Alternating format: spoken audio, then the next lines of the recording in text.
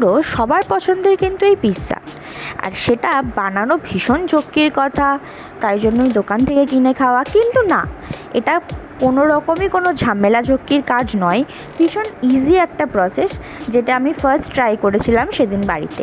তো এটা বানানোর জন্য ফার্স্টে আমি নিয়েছিলাম 2 কাপের একটু বেশি ময়দা, প্রায় 200 গ্রাম মতো টক দই, বেকিং সোডা আর baking powder. Baking soda baking powder সবার ঘরে অ্যাভেলেবেল থাকে না, যেহেতু আমি কেক টেক বানাই মাঝে মধ্যে, বেক করি, সেই জন্য আমার কাছে এগুলো অ্যাভেলেবেল থাকে। তো যাদের কাছে অ্যাভেলেবেল নেই তারা ইজিলি এটা মার্কেট থেকে পেয়ে যাবে, খুব কম দাম, এমন কিছু দাম নয়।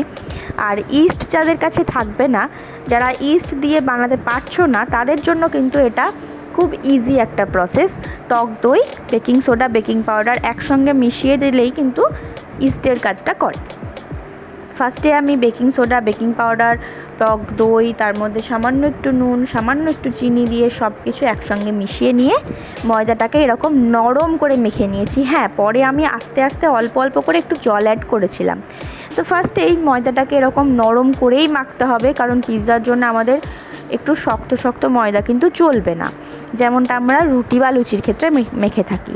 তো এখানে আমি কিছু সবজি নিয়েছি।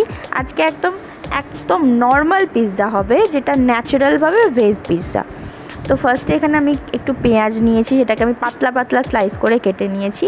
টমেটো নিয়েছি, টমেটোকেও আমি পাতলা পাতলা করে কেটে নিয়েছি। আর ছিল এখানে আমার ঘরে একটা ক্যাপসিকাম, সেটাকেও আমি পাতলা পাতলা করে কেটে নিয়েছি।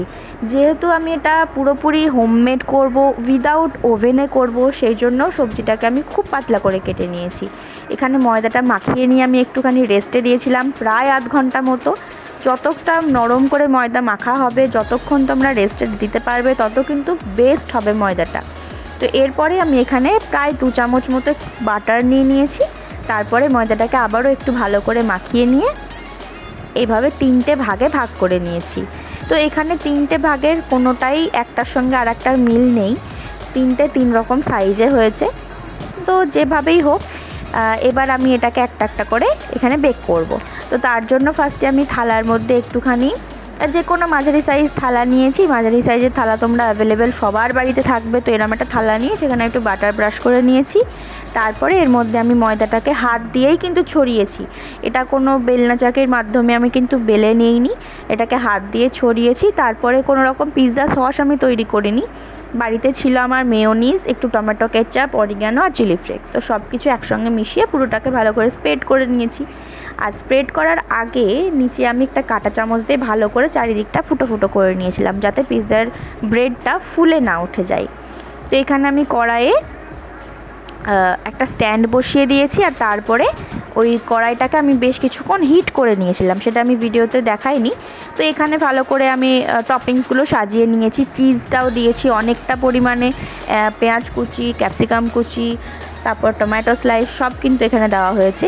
পনির, চিকেন যে যেমনটা খেতে ভালোবাসো সে কিন্তু তেমন করে নিজস্ব টপিং এখানে সাজিয়ে নিতে পারো। যেহেতু এটা ফার্স্ট টাইম ট্রাই করেছিলাম, আর আমার কাছে পনির, চিকেন কিছুই ছিল না, সেই জন্য আমি যা ছিল তাই দিয়েই বানিয়ে নিয়েছিলাম। আর সত্যি বিশ্বাস করো, এত সুন্দর খেতে হয়েছিল যে তার বলার না। এটা দেখতেও তোমরা বুঝতে পারছো দেখেও যে খুব খারাপ কিন্তু হয়নি জিনিসটা দেখতে, আর খেয়ে তো আমরা নিজেরাই অবাক হয়ে গেছি যে এতটা টেস্টি হয় খেতে। তো যাই হোক, এটা তো বানানো হয়ে গেছে, আমি আর একটাও বেক করতে বসিয়ে দিয়েছি।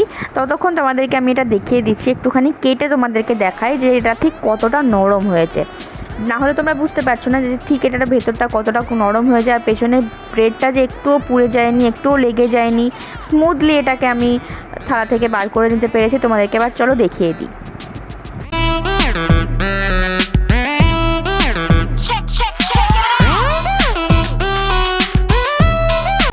এই দেখো কি সুন্দর এটা কেটে উঠিয়ে দিয়েছি, পেছনটা দেখতে পাচ্ছ তোমরা, একটুও পোড়েনি, একটুও লেগে যায়নি, দারুণ সুন্দর বেক হয়েছে, আর একদম দোকানের মতোই দেখতে হয়েছে। তো যদি তোমাদের আজকের ভিডিওটা ভালো লেগে থাকে, তাহলে তোমরা অবশ্যই লাইক, কমেন্ট, শেয়ার করতে কিন্তু ভুলো না।